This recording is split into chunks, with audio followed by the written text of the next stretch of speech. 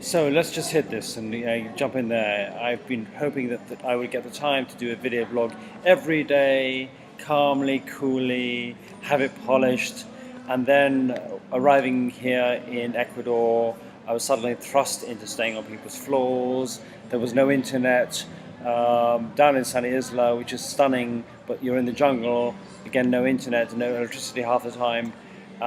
Computer continued to give me problems, and I confess I forgot about it. I've just been kind of just keeping myself above water, helping out with some of the intrigue in the community caused by the group of people accepting a bribe from Petro Amazonas, the oil company here in Ecuador. They paid a bribe of $240,000 to the president of the tribe, who then started to give it out to his friends. Just last week, he's been removed by a community meeting at which I spoke, mentioning that I came on behalf of 88 of you in 21 countries, and I gave the international perspective, and that was appreciated hugely when I tell them, you guys have a choice. And when you make your choice about whether or not to accept the oil company, remember your grandchildren. And remember what you're going to say to your grandchildren if you decide to vote in the oil company.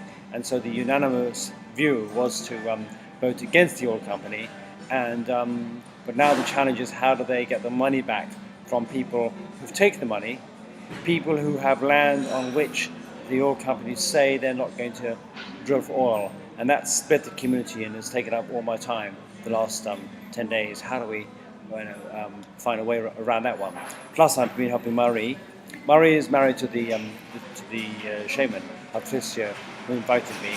And Marie is the most incredible English person living in the community down in San Isla. And she has her own 3-year-old child who she looks after all the time. So you can imagine a mum who's suckling her child and jumping into boats and doing things and running the community.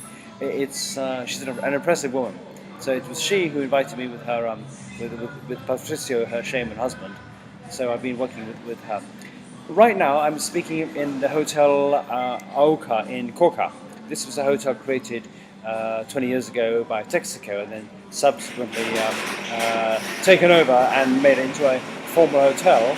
You'll see the pictures of the indigenous people behind, and it's still frequented by oil company people.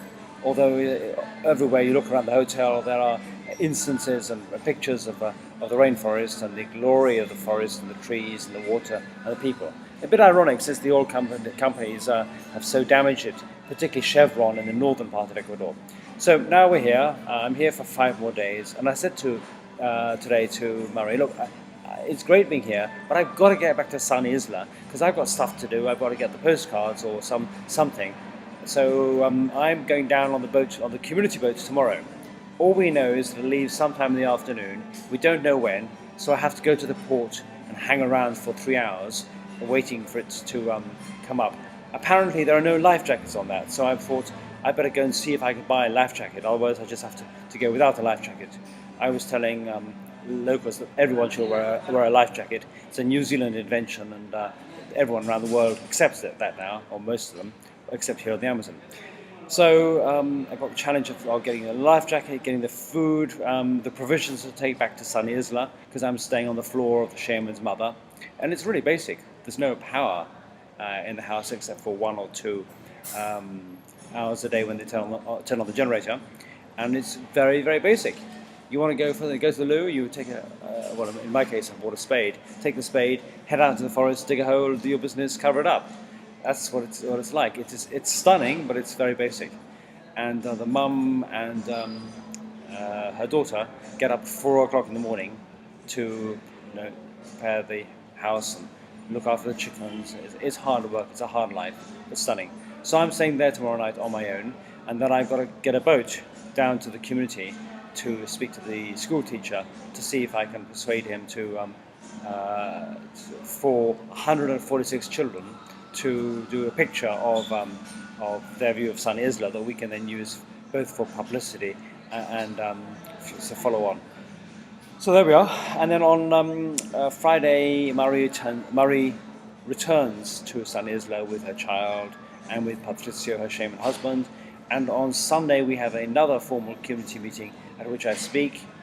Again, more on that another time, but there's more intrigue about the fantastic Sunny Isla Lodge that needs to be resolved.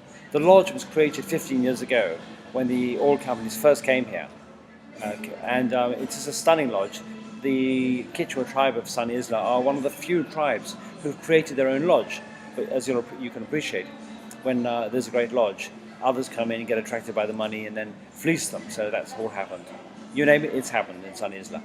So we need to find a way for the community to take the lodge back and get clarity and transparency as to how much money it's making, what are the costs, where can they be cut, where can the lodge be improved so we can get more tourists in.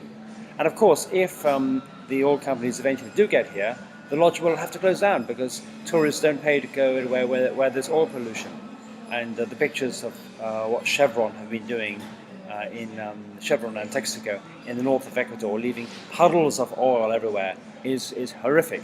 People are suffering cancers and horrible illnesses from the legacy of oil pollution, and we don't want that to happen here.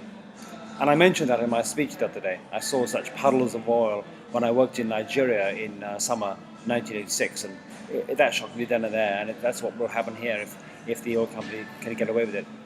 So that gives you a flavour of all that I'm doing at the moment in this lovely hotel, because it has full-time internet, which is a dream, and I don't have to go down the road to the internet cafe, the store on the corner, and pay every now and then and log on, and I can use my computer here. It's also somewhere I can just chill. Murray can be with her daughter. It's safe, so we base ourselves here.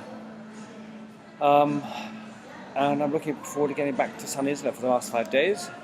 There we are. So this is the one video blog in what should be many, and I'll try and do another one later on the boat and see if I can get it uploaded. But there we are. Thanks for watching.